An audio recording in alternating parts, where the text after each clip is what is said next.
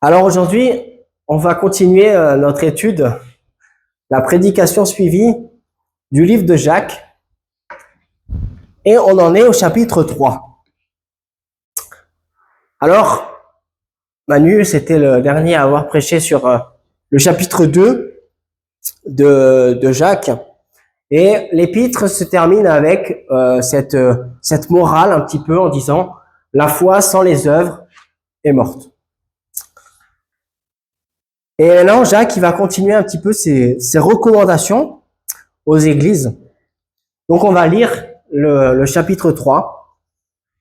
C'est un peu long, mais voilà, il faut le lire. Est-ce que Paul, t'arriverait à l'afficher? Ouais, bravo, merci. Mes frères, qu'il n'y ait pas parmi vous un grand nombre de personnes qui se mettent à enseigner. Car vous savez que nous serons jugés plus sévèrement. Nous bronchons tous de plusieurs manières. Et si quelqu'un ne bronche point en parole, c'est un homme parfait, capable de tenir tout son corps en bride. Si nous mettons le mort dans la bouche des chevaux pour qu'ils nous obéissent, nous dirigeons aussi leur corps tout entier. Voici même les navires qui sont si grands et que poussent des vents impétueux sont dirigés par un très petit gouvernail au gré du pilote. De même, la langue est un petit membre et elle se vante de grandes choses. Voici comme un petit feu peut embraser une grande forêt. La langue aussi est un feu, c'est le monde de l'iniquité. La langue est placée parmi nos membres, souillant tout le corps et enflammant le cours de la vie, étant elle-même enflammée par la géhenne. Toutes les espèces de bêtes et d'oiseaux, de reptiles, d'animaux marins sont domptés ou ont été domptés par la nature humaine. Mais la langue, aucun homme ne peut la dompter. C'est un mal qu'on ne peut réprimer. Elle est pleine d'un venin mortel. Par elle, nous bénissons le Seigneur notre Père et par elle, nous maudissons les hommes faits à l'image de Dieu. De la même bouche sortent la bénédiction et la malédiction. Mais il ne faut pas, mes frères, qu'il en soit ainsi. La source fait-elle jaillir par la même ouverture l'eau douce et l'eau amère? Un figuier, mes frères, peut-elle produire des olives? Ou une vigne des figues? De l'eau salée ne peut pas non plus produire de l'eau douce. Lequel d'entre vous est sage et intelligent, qu'il montre ses œuvres par une bonne conduite, avec la douceur de la sagesse? Mais si vous avez dans votre cœur un zèle amer et un esprit de dispute, ne vous glorifiez pas et ne mentez pas contre la vérité. Cette sagesse n'est point celle qui vient d'en haut, mais elle est terrestre, charnelle, diabolique. Car là où il y a un zèle amer et un esprit de dispute, il y a du désordre et toutes sortes de mauvaises actions. La sagesse d'en haut est premièrement pure, ensuite pacifique, modérée, conciliante, pleine de miséricorde et de bons fruits, exempte de duplicité, d'hypocrisie. Le fruit de la justice est semé dans la paix par ceux qui recherchent la paix. C'est très dense comme chapitre. Et moi, quand je lis ça, mes pensées, elles vont partout. Ça va de ne soyez pas trop nombreux à enseigner, ensuite la langue, faites attention parce que c'est la catastrophe, et ensuite la sagesse. Et on peut vite se demander, mais où il veut en venir? Où est-ce qu'il veut aller? Dans ce passage, il aborde 3 points. Et ces 3 points, on va les aborder. Mais les 2 premiers points, en fait, moi, j'ai tourné ça en forme de question. Pourquoi? Pourquoi il ne faudrait être pas trop nombreux à enseigner? Et pourquoi la langue est-elle si mauvaise en soi? Et après ça, après qu'on ait répondu à ces 2 questions, on pourra voir qu'est-ce que Jacques a voulu nous dire par cela et pourquoi ensuite il nous parle de la sagesse. Alors le premier point, c'est pourquoi il ne faut pas être trop nombreux à enseigner. Alors je relis les quelques premiers versets. Mes frères, qu'il n'y ait pas parmi vous un grand nombre de personnes qui se mettent à enseigner. Car vous savez que nous serons jugés plus sévèrement. Nous bronchons tous de plusieurs manières. Si quelqu'un ne bronche point en parole, c'est un homme parfait, capable de tenir tout son corps en bride. Alors, ce matin, c'est pas une morale, d'accord? C'est pas, il y a pas d'accusation. Il y a pas toi ou toi, tu devrais pas enseigner, tu devrais pas parler. C'est savoir pourquoi Jacques en arrive à cette conclusion. Et d'ailleurs, j'en parlerai un peu plus tard, mais quand on voit, vous savez que les chapitres et les versets ont été rajoutés bien des années après l'écriture de la parole, non seulement et surtout pour se repérer à l'intérieur de la Bible. Mais donc, quand Jacques, il écrit la lettre, il n'écrit pas des chapitres. Il n'écrit pas chapitre 2, il n'écrit pas chapitre 3. Il écrit un seul corps de texte. Et quand on arrive à là, dans l'épître, on voit qu'il dit donc que la foi sans les œuvres est morte. Et ensuite, ne soyez pas trop nombreux à enseigner. Et ensuite, celui qui maîtrise sa langue, c'est un homme parfait. Et c'est vrai que quand on suit ce cours de texte, on se dit, mais où est-ce qu'il va? C'est trois sujets différents, et pourquoi il aborde ça? Alors déjà, pourquoi Jacques va nous dire que les enseignants, ceux qui enseignent, seront jugés plus sévèrement? Pour ça, j'ai pris un autre verset, si Paul t'arrive à l'afficher, c'est Matthieu 23, verset 14. Je ne sais pas si tu y arrives. Au pire, c'est pas grave. Ce verset, c'est Jésus qui s'adresse aux pharisiens et aux scribes. Et à un moment, dans son discours, il va leur dire « Malheur à vous, scribes et pharisiens, hypocrites, parce que vous dévorez les maisons des veuves et que vous faites pour l'apparence de longues prières. À cause de cela, vous serez jugés plus sévèrement. » Cette expression « juger plus sévèrement », elle intervient 2 fois dans le Nouveau Testament, une fois ici et une fois dans l'épître de Jacques. Jésus leur dit qu'ils seront jugés plus sévèrement. À votre avis, est-ce qu'il leur dit vous serez jugés plus sévèrement parce que vous faites de longues prières pour l'apparence et parce que vous dévorez les maisons des veuves? Il leur dit ça pour ça, oui. Mais pas que. Il leur dit ça surtout parce qu'ils sont scribes et pharisiens. Parce qu'au final, dévorer les maisons des veuves, faire de longues prières pour l'apparence, en fait, ce sont des péchés. Et tous les humains sont soumis au péché. Mais pourquoi eux seraient jugés plus sévèrement que le reste? Parce qu'ils sont scribes et pharisiens. En fait, leur statut, par leur statut, ils sont représentants de la loi. Ils représentent la loi et la justice de Dieu. Et ils sont censés parler, enseigner la justice de Dieu, la loi de Dieu. Leur mission, leur statut dans le peuple d'Israël, c'est d'enseigner les voies de Dieu. Mais Jésus leur dit qu'ils seront jugés plus sévèrement parce qu'ils sont hypocrites. Ils disent des choses qu'ils ne font pas. Et plus loin dans l'évangile, Jésus va dire à ses disciples même, faites ce que les scribes et les pharisiens vous disent, parce que la loi en fait est bonne, mais ne faites pas ce qu'ils font. Donc les scribes et les pharisiens sont des enseignants, mais dans leur cœur, ils sont hypocrites. Ils sont orgueilleux.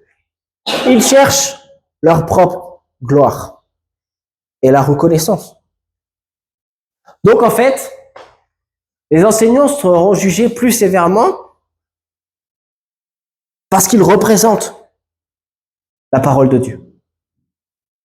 Donc il est dangereux d'enseigner si nos paroles ne sont pas en adéquation avec nos actes. Et si notre cœur ne cherche pas premièrement et seulement la gloire de Dieu. Donc enseigner est une grande responsabilité. Et Dieu ne va pas laisser impunis, ne va pas nous laisser impunis si nous disons n'importe quoi. Il s'agit d'enseigner son peuple et de mener son peuple vers lui. Quelqu'un a dit un jour, si je ne prêche pas Christ, c'est que je prêche autre chose. Si mes paroles ne glorifient pas Christ, alors il glorifie l'homme ou l'ennemi. Il n'y a pas d'entre-deux.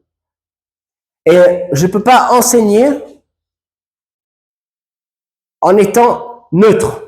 C'est-à-dire, si j'enseigne, c'est soit j'enseigne Christ, soit j'enseigne pour moi, pour mon bien-être, pour ma gloire, pour me faire remarquer, pour ma reconnaissance, ou peut-être pour l'ennemi. Mais il n'y a pas d'entre-deux. Celui qui enseigne doit enseigner pour la gloire de Christ. L'enseignant, c'est qu'un instrument. Et pour ceux qui font de la musique, Esther, ici tu as un violon, et c'est bizarre, mais là tout de suite, j'entends pas ton violon sonner. Est-ce que vous savez pourquoi le violon, tout de suite, il sonne pas? Parce qu'Esther, elle joue pas. Voilà, c'est tout. Un instrument ne fait pas de son si personne n'en joue. Ma guitare, elle va pas se mettre à sonner toute seule, parce que juste elle a envie. Elle va sonner parce que j'ai décidé de la faire jouer. Et le violon qu'Esther a en main, quand Esther joue, la note qui sort du violon, c'est toujours celle que Esther a choisie. Si Esther décide de faire un sol, le violon ne va pas faire un fa ou un do. Si Philémon au piano décide de faire un accord en ré, le piano va pas faire un mi. Pourquoi? Parce que l'instrument ne décide pas par lui-même. De même, l'enseignant ne décide pas de ce qu'il va dire, ne décide pas de ce qu'il dit, mais c'est l'Esprit de Dieu qui dirige ses paroles. Du moins, ça doit en être le cas. Et j'espère que pour ma part, c'est le cas. Alors, pourquoi ensuite Jacques il va parler de la parole, de celui qui garde sa langue? Eh bien, parce que enseigner, le seul moyen d'enseigner, j'ai envie de dire, c'est de prendre la parole. Si je viens ici devant vous ce matin et que je me mets là avec mon livre et que je parle pas, je vais pas enseigner grand chose. Vous allez pas en sortir de là en disant waouh, quelle prédication. Ben non, vous allez dire mais qu'est-ce qu'il fait? Donc enseigner, c'est prendre la parole. L'enseignement consiste donc à parler, à utiliser sa langue. Et Jacques nous dit qu'il est très difficile de ne pas dire d'erreur par la parole. La personne qui enseigne doit avoir toujours cela à l'esprit et doit constamment faire attention aux paroles qu'il prononce. Nous voyons donc que les enseignants sont redevables devant Dieu. Alors maintenant, on en vient à la langue. On continue un petit peu le passage. Si quelqu'un ne bronche point en parole, c'est un homme parfait, capable de tenir tout son corps en bride. Si nous mettons le morse dans la bouche des chevaux pour qu'ils nous obéissent, nous dirigeons tout leur cœur entier. Voici même les navires qui sont si grands et que poussent des vents impétueux sont dirigés par un très petit gouvernail, au gré des pilotes. De même, la langue est un petit membre, et elle se vante de grandes choses. Voici comme un petit feu peut embraser une grande forêt, la langue aussi est un feu. C'est le corps de l'iniquité. La langue est placée parmi nos membres, souillant tout le corps, enflammant le cours de la vie, étant elle-même enflammée par la géhenne. Toutes les espèces de bêtes, d'oiseaux, de reptiles, d'animaux marins sont domptées ou ont été domptées par la nature humaine. Mais la langue, aucun homme ne peut la dompter. C'est un mal qu'on ne peut réprimer. Elle est pleine d'un venin mortel. Par elle, nous bénissons le Seigneur, et par elle, nous maudissons les hommes faits à l'image de Dieu. De même, de la même bouche sortent la malédiction et la bénédiction. Il ne faut pas, mes frères, qu'il en soit ainsi. La source fait-elle jaillir par la même ouverture l'eau douce et l'eau amère? Un figuier, mes frères, peut-il produire des olives ou une vigne des figues? De l'eau salée ne peut pas non plus produire de l'eau douce. Jacques, ici, il utilise beaucoup, mais alors vraiment beaucoup d'images. Il va utiliser plusieurs images pour faire comprendre à ses lecteurs la puissance de la langue dans notre vie. Et en fait, quand on lit ces images, elles nous ramènent à un point. La langue peut souiller tout le corps et toute la vie. Donc, en gros, notre langue peut nous détruire et peut détruire d'autres personnes. Il y a des personnes dans ce monde qui ont été détruites, qui ont détruit leur vie à cause de leurs propos. Une personne peut en détruire une autre seulement avec ses paroles. Là, pendant longtemps, on a parlé de Cyril Hanouna, voilà, parce qu'il s'est fait radier de C8, machin truc. Mais en fait, pourquoi toute sa vie et pourquoi son contrat avec C8 s'est terminé? Tout simplement parce qu'il a parlé. Mais il a mal parlé. Il a insulté des personnes. Et donc, il porte les conséquences. Une personne peut en détruire une autre seulement avec ses paroles. Le harcèlement, la moquerie. Aujourd'hui, les enfants, on les prévient sur le harcèlement. Pourquoi? Parce que dans la cour d'école et parce que sur les réseaux sociaux, parce que les réseaux sociaux, faut savoir que oui, on écrit, mais en fait, on parle. D'ailleurs, on parle plus facilement sur les réseaux derrière l'écran que devant la personne. Mais voyez, le harcèlement, c'est quoi? C'est dire des choses rabaissantes à une personne. C'est dire des choses qui sont mauvaises, négatives, se moquer d'une personne. Et avec ces paroles, je détruis une personne. C'est la violence. Mais pas la violence physique. Une violence morale. Toutefois, il est quand même compliqué de comprendre à quel point la langue est mauvaise. Jacques, il va aller jusqu'à dire que la langue, c'est comme le gouvernail d'un énorme bateau. Ça veut dire quoi? Ça veut dire que la langue peut diriger mon corps. Pourtant, quand je parle, j'ai pas l'impression que ça agit sur mon corps. Alors, comment ça peut en arriver là? Il y a un passage dans la Bible qui est dans Matthieu 15. Et c'est Jésus qui va parler à la foule et ensuite à ses disciples. Parce qu'il y a devant lui des pharisiens qui lui ont posé une question, qui essayent de le piéger. Et il va dire ceci, au verset 10 et 11, ayant appelé à lui la foule, il lui dit, écoutez et comprenez. Donc là, c'est Jésus qui parle. Ce n'est pas ce qui entre dans la bouche de l'homme qui le souille, mais c'est ce qui sort de la bouche qui souille l'homme. Un peu plus loin, au verset 16, il va dire, Jésus dit, vous aussi, êtes-vous encore sans intelligence? Parce que ses disciples lui ont posé la question, mais qu'est-ce que tu veux dire par là? Ne comprenez-vous pas que tout ce qui entre dans la bouche va dans le ventre, puis ensuite est jeté dans les lieux secrets? Mais ce qui sort de la bouche vient du cœur.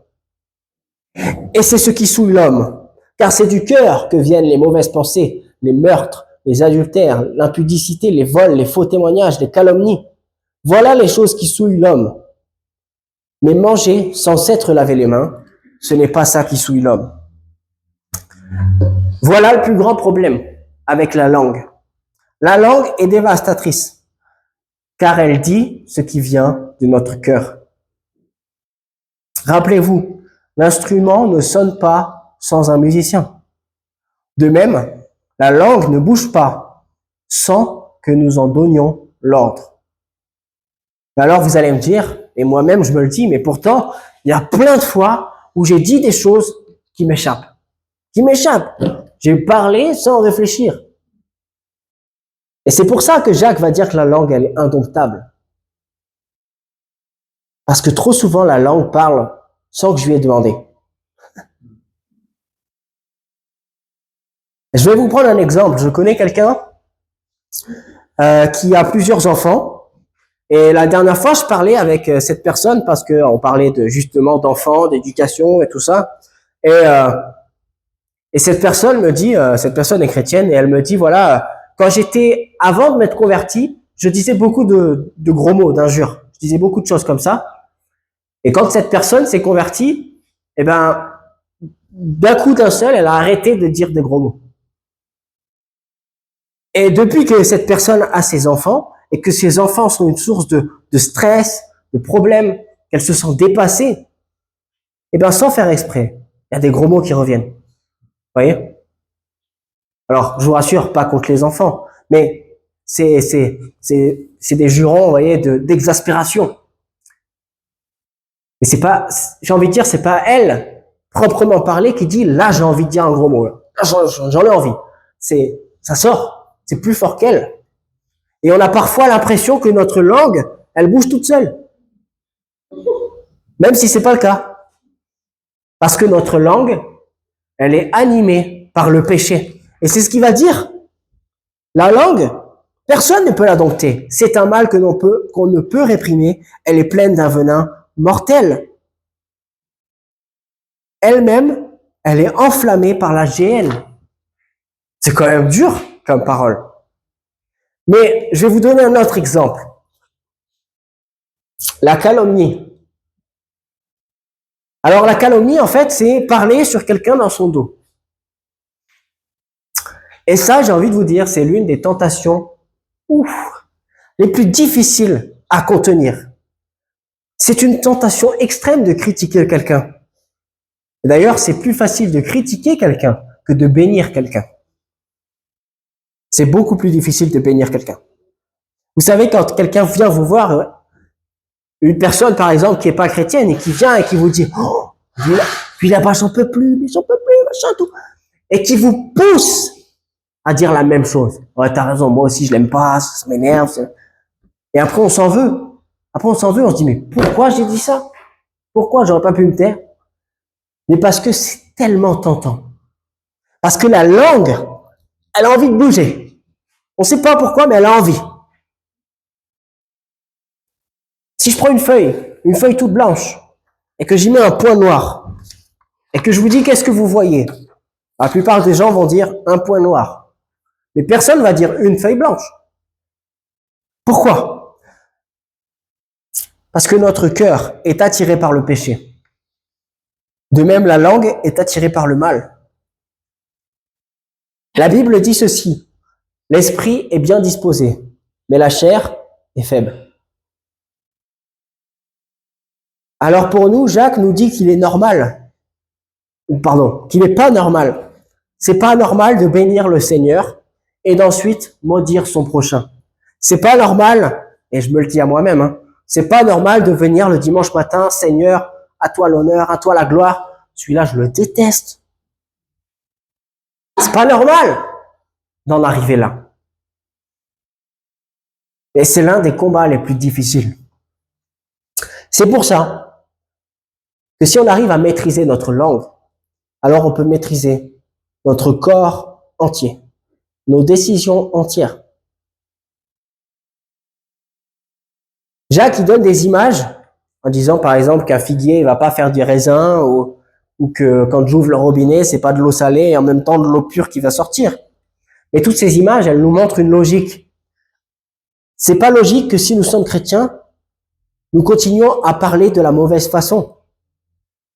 C'est pas logique qu'en étant chrétien, on continue à calomnier les autres ou à râler contre l'autorité. Car notre bouche devrait être seulement remplie de bienveillance et de bénédiction. Un peu avant, dans son chapitre 1, au verset 26, Jacques va dire ceci: si quelqu'un croit être religieux sans tenir sa langue en bride, mais en trompant son cœur, la religion de cet homme est vaine. Vous imaginez un peu? Si je pense être un bon chrétien, mais que je ne sais pas tenir ma langue, attention à moi. J'ai peut-être du travail à faire. À présent, nous voyons que notre langue, elle est poussée à faire le mal. Mais alors pourquoi Jacques nous parle de la langue comme si elle était indomptable? Et que même avec tous nos efforts, nous ne sommes jamais à l'abri de blesser quelqu'un avec notre langue. On va voir ça un peu plus loin, mais d'abord, on va parler de la sagesse. Parce que vous avez vu dans ce chapitre, à la fin, il va nous parler de sagesse. Donc après avoir parlé de la langue et de combien elle est néfaste, il va dire ceci: lequel d'entre vous est sage et intelligent, qu'il montre ses œuvres par une bonne conduite avec la douceur et la sagesse. Mais si vous avez dans le cœur un zèle amer et un esprit de dispute, ne vous glorifiez pas et ne mentez pas contre la vérité. Cette sagesse n'est point celle qui vient d'en haut, mais elle est terrestre, charnelle et diabolique. Car là où il y a un zèle amer et un esprit de dispute, il y a du désordre et toutes sortes de mauvaises actions. La sagesse d'en haut est premièrement pure, pacifique, modérée, conciliante, pleine de miséricorde et de bons fruits, exempte de duplicité et d'hypocrisie. Le fruit de la justice est semé dans la paix par ceux qui recherchent la paix. Alors on a vu que ceux qui enseignent, ils seront jugés plus sévèrement du fait de leur fonction et de leur rôle d'apporter la vérité au peuple de Dieu. Et on a vu aussi que la langue, c'est un feu animé par notre cœur charnel, et qu'il est très difficile de la dompter à cause de notre humanité. Mais alors pourquoi Jacques il nous parle de tout ça en même temps? Lorsqu'on lit le passage, on a du mal à comprendre l'enchaînement des choses. Parce qu'on a du mal à comprendre où est-ce que Jacques il veut en venir. Mais son enchaînement, en fait, il est assez clair. Jacques s'adresse à des chrétiens, à plusieurs églises de l'époque. Et il leur dit ceci: la foi sans les œuvres n'est rien. Mais la foi, elle est rendue parfaite par les œuvres qui en découlent. Ne soyez donc pas trop nombreux à enseigner, car la langue est le membre le plus indomptable. Ne dites pas dans votre cœur: c'est bon, je peux enseigner, parce que je suis sage. Car si votre cœur est en réalité plein d'amertume ou animé par un esprit de querelle, vous ne pourrez pas apporter la vérité. Et alors, en cherchant dans ma tête, je me suis dit, mais est-ce que Jacques, il n'est pas en train de parler parce qu'il aurait entendu ou vu quelque chose? Peut-être qu'il répond à une dérive. Ça, c'est une possibilité. Peut-être que Jacques est en train de répondre à une dérive qu'il a vue. Dans certaines églises, peut-être qu'il y avait des gens qui se sentaient aptes à enseigner alors que leur vie n'était pas en adéquation avec ce qu'ils enseignaient. Ça, c'est une possibilité.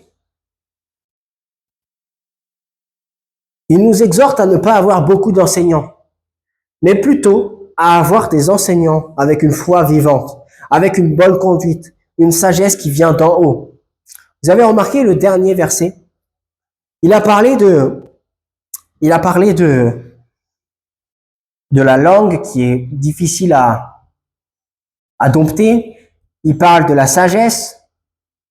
Et à la fin, il va dire, le fruit de la justice est semé dans la paix par ceux qui recherchent la paix. Cette phrase, moi, je la vois comme une morale. Une morale à tout ce qu'il vient de dire.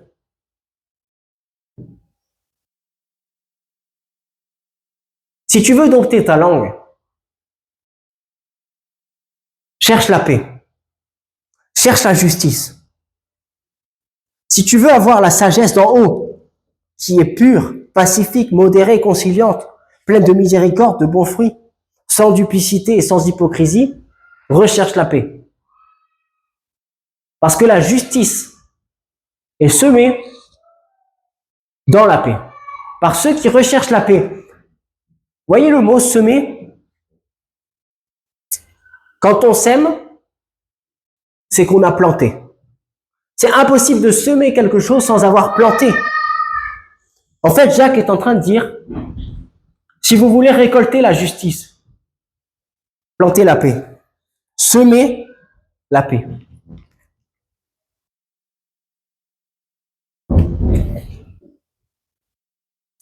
En conclusion, on voit que le chapitre 3 de l'épître de Jacques, elle suit une logique. Si la langue est si tortueuse, alors on doit trouver des enseignants envoyés par le Seigneur qui savent mettre en œuvre leur foi pour laisser l'Esprit Saint transformer leur cœur afin de tenir leur langue en bride. En attendant que l'Esprit Saint utilise leur bouche pour proclamer la vérité. Si la langue est tortueuse, nous devons réserver l'enseignement à ceux qui savent la tenir leur langue au maximum et qui ont une vie en accord avec leur foi et avec la parole de Dieu. Pour nous, l'Église, nous devons comprendre que notre langue ne sera pas domptée si notre cœur n'est pas d'abord dompté par l'Esprit de Dieu. Alors il faut qu'on prie. Prier que le Seigneur amène nos cœurs à la perfection pour que nos bouches, nos langues ne puissent plus succomber à la tentation. La tentation de dire du mal. Je pense que j'ai pas tout cerné de ce passage. Vraiment, je vous le dis. Je pense que j'ai pas tout cerné. Mais ce message, ce passage, il montre plusieurs vérités qui sont claires. Enseigner, c'est parler. On est d'accord? Et nous devons arriver à tenir notre langue en bride. Plus je parle, plus je risque de dire une erreur. Donc ne soyons pas nombreux à parler, mais que ceux qui parlent soient envoyés de Dieu. Et nous, tâchons de tenir notre langue en bride. Comment? En semant dans notre vie la paix, la justice de Dieu, en cherchant absolument la sagesse qui vient d'en haut, afin que lorsqu'on parle, nos œuvres suivent ce que l'on dit. Merci.